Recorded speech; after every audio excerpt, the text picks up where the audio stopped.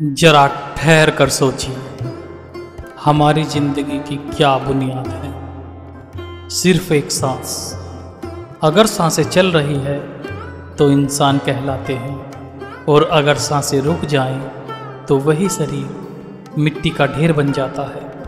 यानी आदमी है बस एकदम ही।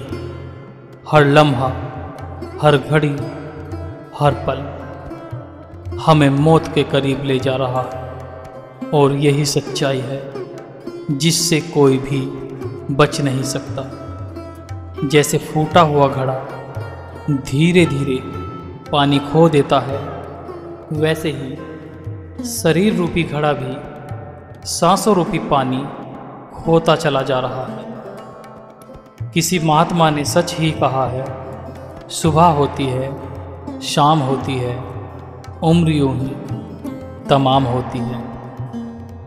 घड़ी की खड़ाक आवाज़ हमें यह याद दिलाती है कि हमारी उम्र में से 1 घंटा कम हो गया और मौत का दिन और पास आ गया। जैसे सुबह होती है और फिर शाम ढल जाती है, वैसे ही इंसान की उम्र भी क्षण क्षण करके ढलती जा रही है। इस संसार का हाल देख संत महात्मा तरस खाते हैं। वे खुद की चिंता नहीं करते, बल्कि जीवों की दुर्दशा देखकर दुखी होते हैं। कबीर साहिब ने तो फरमा ही दिया था, चलती चक्की देखकर दिया कबीरा रोए, चलती चक्की देखकर दिया कबीरा रोए, 2 पाटन के बीच में साबुत बचा न कोई। यह जीव संसार की चक्की में पिस रहा है, मन और माया के 2 पाटों के बीच। इससे बचने का उपाय सिर्फ एक है, सतगुरु की शरण। कब समझ आएगी असलियत? आज संतों की बात पर हमें यकीन नहीं आता, लेकिन जिस दिन धर्मराज के दूत मौत का हुक्मनामा लेकर आएंगे, उस दिन सारी सच्चाई सामने आ जाएगी। चाहे आदमी कितना भी धन दौलत, मकान जायदाद इकट्ठा कर ले, मौत के समय एक दिन का भी साथ नहीं जाता। इंसान खाली हाथ आया था और खाली हाथ ही जाएगा। फरीद साहिब जी कहते हैं, यह 3.5 मन का शरीर बस अन्न पानी के सहारे ही चलता है। इंसान सोचता है, मैं अमर हूँ, मैं मरूंगा ही नहीं, पर जब मौत का फरिश्ता आता है तो किसी का दरवाज़ा नहीं छोड़ता। मित्र, भाई, बेटे, पत्नी सब कंधों पर उठाकर शमशान तक छोड़ आते हैं। उसके बाद कोई साथ नहीं जाता। तो सवाल उठता है, जब ये सब चीज़ें और सब रिश्ते अंत समय साथ नहीं देते, तो फिर सच्चा सहारा कौन है? गुरु अर्जुन देव जी फरमाते हैं, केवल सतगुरु ही जीव का सच्चा मित्र है। वह इस लोक में भी साथ रहता है और परलोक में भी साथ नहीं छोड़ता। जब इंसान सुखी होता है तो सारे रिश्तेदार और दोस्त जी जी करते हैं, लेकिन जैसे ही मुसीबत आती है सब साथ छोड़ देते हैं। यहाँ तक कि पत्नी जो सबसे प्यारी होती है, वह भी मर्त शरीर को प्रेत कहकर भाग जाती है। अंत समय में साथ देने वाला सिर्फ एक है, अकाल पुरुष।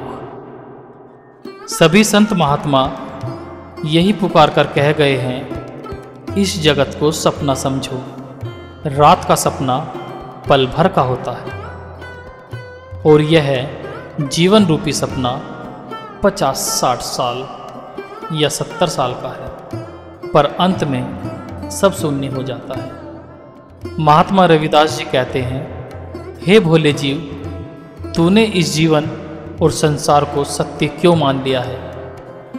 महात्मा दादू जी भी समझाते हैं, जैसे इंसान सपने में बहुत कुछ देखता है और जागते ही सब मिट जाता है, वैसा ही यह संसार है। यह संसार एक ड्रामा है। कोई बादशाह बनता है, कोई गरीब, कोई पिता, कोई पुत्र। कुछ समय तक अपना अपना पार्ट निभाते हैं और फिर चले जाते हैं। गुरु नानक देव जी ने साफ साफ कहा है, यह संसार तो सपने की बाजी है। संयोग से जीव मिलते हैं और वियोग से बिछुड़ जाते हैं। तो हे जीव, यहाँ किसी भी चीज़ पर भरोसा नहीं। यहाँ तक कि जिनसे हमें सबसे ज़्यादा मोह है, वे भी अपनी ज़रूरत और स्वार्थ के साथ तक ही साथ चलते हैं। असली सहारा तो नाम, सुमरन और सतगुरु की शरण है। बाकी सब नाटक है, धोखा है, सपना है। तो हे भाई, इस जीवन को व्यर्थ मत गंवाओ। जागो, होश करो और सतगुरु की शरण में आकर नाम सुमरन करो। यही असली धन है, यही सच्चा सहारा है। बाकी सब सपना है। जिंदगी की सच्चाई यही है, सांसें हैं तो हम हैं, वरना सब कुछ यहीं छूट जाएगा। इसलिए हर लम्हा ऐसे जियो जैसे यह आखिरी हो। नेकी करो, सच्चाई को अपनाओ और अपने रब को याद करते रहो। क्योंकि जब अंतिम सांस आएगी तो न दौलत काम आएगी न शोहरत, सिर्फ और सिर्फ अच्छे कर्म ही साथ चलेंगे। याद रखो, जिंदगी फ़ानी है, मौत हक है और असली सफ़र कब्र के बाद शुरू होता है। तो चलो उस सफ़र के लिए आज से ही तैयारी करो। आज के लिए बस इतना ही। मिलते हैं अगली एक और नई वीडियो के साथ।